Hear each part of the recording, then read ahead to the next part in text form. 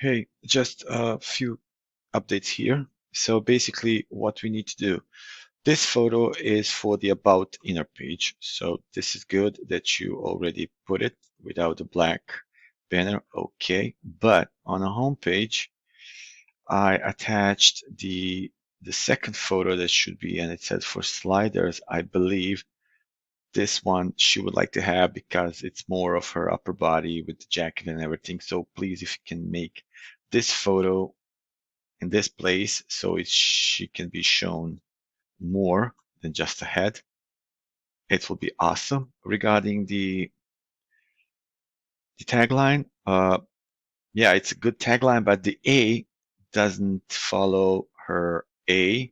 So if you can have the font that is similar to this font with this A, which is similar to her A, please let's do that. And if you can just make this tagline, maybe to put some shadow in the back so it could be more visible, it will be great. Let's see, the rest is okay. I was thinking this photo, it's too small, so basically, can we make the same photo that is going to be on top to be more here as well, so she can be more bigger, so populate the